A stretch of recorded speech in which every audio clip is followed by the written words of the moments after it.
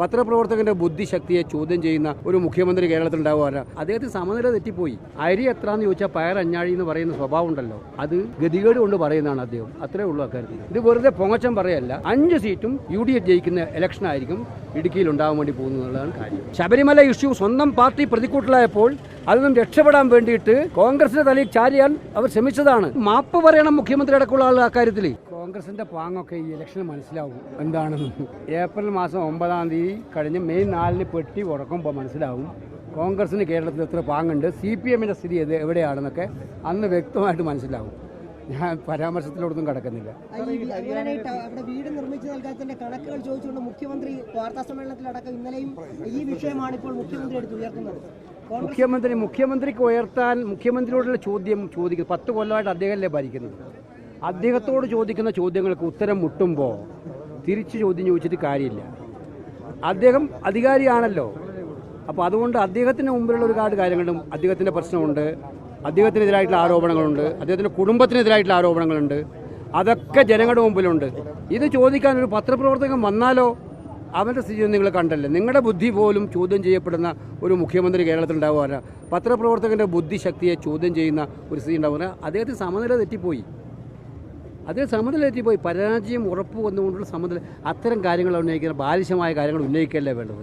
കേരളത്തിലെ ജനങ്ങളുടെ മുഴുവൻ മൗലികമായ പ്രശ്നങ്ങളുണ്ട്. ഇപ്പോൾ ഇടുക്കിയിൽ വരുമ്പോൾ ഇടുക്കിയിലെ പ്രശ്നങ്ങളുണ്ട്. ഞാനിവിടെ സൂചിപ്പിച്ച പ്രശ്നം, പട്ടയത്തിൻ്റെ പ്രശ്നം, വന്യമൃഗശല്യത്തിൻ്റെ പ്രശ്നം, അതുപോലെ ഇവിടെ ഒരു ചെറിയ ബാങ്ക് ലോൺ വായ്പ വാങ്ങാനും അതുപോലെ ചെറിയൊരു കട പണിയാനും ഒക്കെ ഉള്ള സാധാരണക്കാരൻ്റെ ബുദ്ധിമുട്ട്.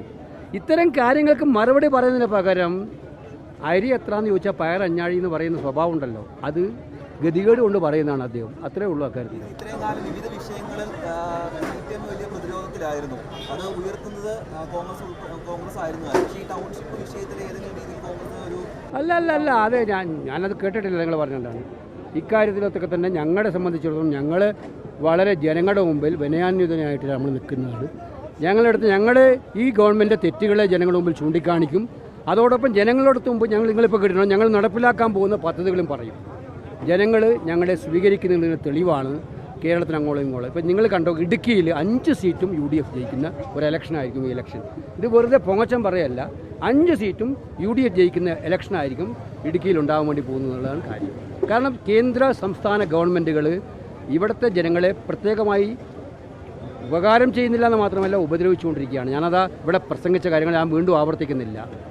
FCRA ഭേദഗതി അടക്കം കേന്ദ്ര സർക്കാർ ചെയ്യുന്നു. ഇതിനെതിരെ അക്ഷരം മിണ്ടാൻ മുഖ്യമന്ത്രി തയ്യാറാവുന്നില്ല. അപ്പോൾ ഒത്തുകളിയാണ് എല്ലാത്തിലും.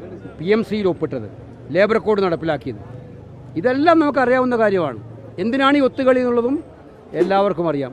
മോഡി എന്തിനാണോ ട്രംപിന് മേൽ കീഴടങ്ങിയത്, അതുപോലെ ഇദ്ദേഹം മോഡിക്ക് മുമ്പിൽ കീഴടങ്ങുന്ന കാഴ്ചയാണ് കാണാൻ കഴിയുന്നത്. ശബരിമല വിഷയത്തിൽ ഈ സ്വർണ്ണക്കൊടിമര ഇതായിരുന്നു കോൺഗ്രസിനെതിരെ ഉയർത്തി കൊണ്ടുവന്ന ഒരു പ്രതിരോധമാക്കി അവർ മാറ്റിയത്. പക്ഷേ ഇപ്പോൾ അവിടെ ക്ലീൻ ചിറ്റ് കോടതിയിൽ നിന്ന് ലഭിച്ചതോടുകൂടി ശബരിമല സ്വർണ്ണക്കൊള്ള വീണ്ടും സജീവമായി.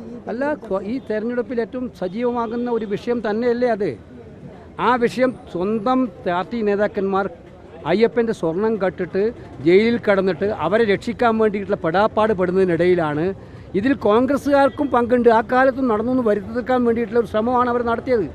അത് പാടെ പൊളിയുന്നതായിരുന്നു അവർക്ക് നൽകിയ ക്ലീൻ ചിറ്റുണ്ട് ഇത് നടപടി.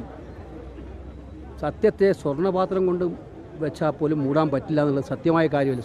സത്യമായിട്ട് നിലകൊള്ളും. അതുകൊണ്ടാണ് ഇത്ര പെട്ടെന്നാണ് തെളിഞ്ഞത്.